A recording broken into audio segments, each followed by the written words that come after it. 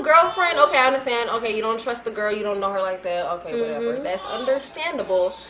But there's a way you can say, okay, I'd prefer if you have my child when she's not there, or you can meet compromise, or you have to work it out for your work child. It out, but make stop agreement. Trying to make your life hard. It's already hard being a parent already. So if he's trying to give you the help, please accept it. Accept it. He don't want to be with you.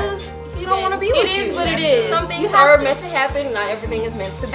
Exactly. You just gotta get over it. Exactly.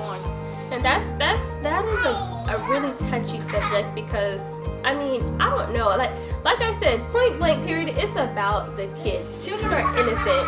So whether you not to get it doesn't matter. Work out whatever you gotta work out. We have to communicate. We lay down and had this child for life. This is for life. So whether you like me or not, we have this one connection, this one thing in common. So we better make it work. You know, and it's like you're hurting the child. Don't use your kid as a pawn. Don't, you know, it's beyond me how people have that type of mentality. You're so young-minded and childish that you're willing to hurt your child mentally and emotionally. You know, that's crazy. Make them feel like they have to pick. Every child deserves a good mother and a good father. And if they're willing to be there, let it happen. Work it out, compromise, do what you have to do. And all parties have to be on the same page. They have to be in agreement. If one person cannot work that out, then that's on them. They're not doing anything but hurting the kids at the end of the day. If you have somebody who's willing to work it out and agree and y'all come to a compromise, a fair one, then be a woman, be a man, be genuine as a parent, and keep your freaking word. Like, keep your word on it. It is what it is. It is. You can be a guest though. Ashley, girl, you know where are you? Girl, look, we're gonna have guest mothers on our show. So we're gonna touch on things like depression, postpartum depression, bullying, how we handle that, and babysitting, how we feel about that, other children's parents. When it comes to situations that might, you know, it's always a situation at school or something like that. Other kids' parents, teachers in schooling, things what we're doing with our future, our personal relationships with our children's fathers, their families, because we deal with them too. Yeah, we have to. Yeah, that's another thing within itself. You know, every family's different, and I did want to touch a little bit on how we were raised. I guess I'll keep it at that. So our foundation and our support system, we were raised to have the utmost respect for our mother, our elders, or whoever else, you know, our grandmothers and everything like that. So what we all used to hear, girls? So if y'all talk back, no, not that. If y'all talk back, you're gonna be picking up what? Teeth. All 32 teeth up off the floor. That's what's gonna happen. Some eyeballs. Maybe some more. Okay. So but we knew what that meant though. We knew we better watch our mouth. The S word wasn't shit. It was what? Shut up, stupid. Exactly. So at the end of the day, like, we still have that type of respect, even as mothers ourselves and adults. We still have that respect for our own mother and our own our elders and our family. It's just like you just don't talk with a loose mouth around. It's a respect thing, you know. And I think that a lot of families differ in that way, because I don't want to say it's the up north, down south side. I don't know what it is, but our family right here, we don't talk around our parents. Don't talk about what, like, sexual stuff. None of that.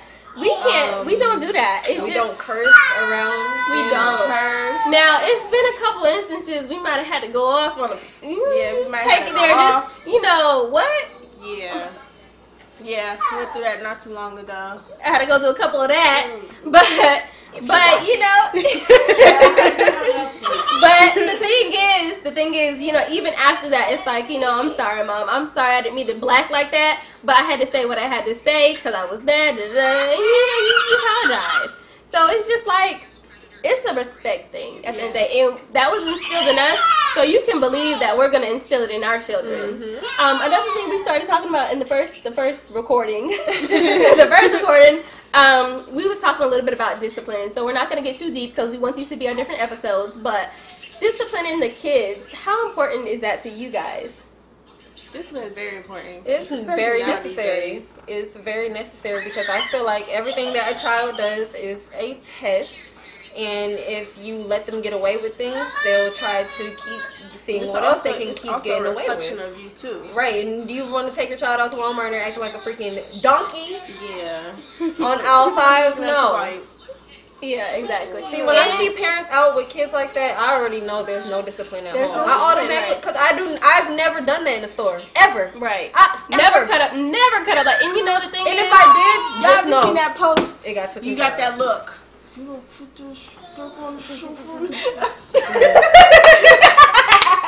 we're not talking about you. That's just a post, but you know that's real. Let me tell you something. We got whooped when it was necessary, but we didn't even get excessively whooped.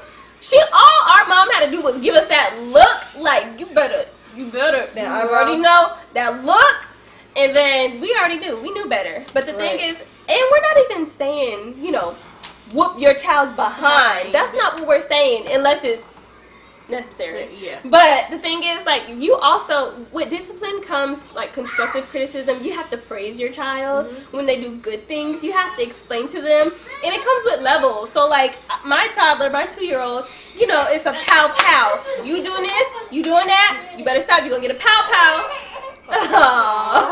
So, you know, it comes with levels, and then as they get older, then you can, you know, see it as fit.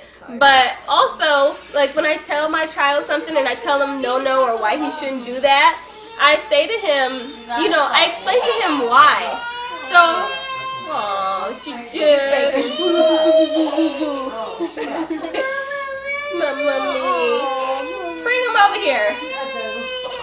So this is another thing you gotta deal with as a young mother. You will see with some little of our kids. You know, you'll see them. They're gonna be in and out. They're not gonna leave us alone. Next time we'll have babysitters. Yeah, well, you know, whatever. So the thing is, they're gonna be in and out. They're gonna bother us, and this is real. Like I said, this is real stuff. Y'all are gonna see everyday things we go through. Y'all are gonna see the stuff we go through, which is not necessarily bad things. So, like I was just saying, a lot of things that a lot of girls don't know how to get through by themselves. Don't know how to get through life. So exactly, and we're here. That's why we're here for you guys.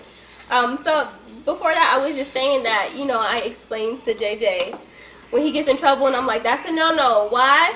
Because this and that. So, you know, that, or I might just tell him, you know, if you don't stop running around, the people downstairs are gonna eat you.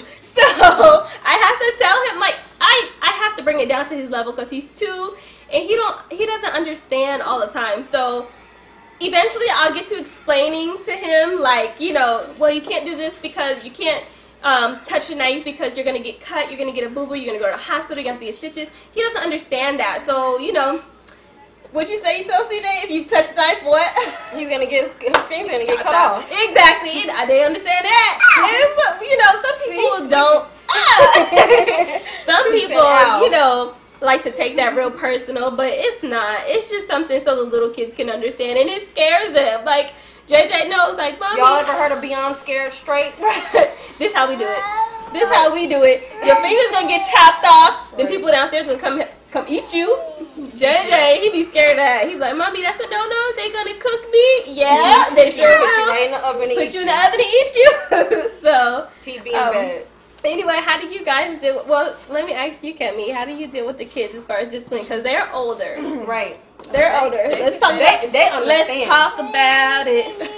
Okay, cool. They get their behinds. Whoa.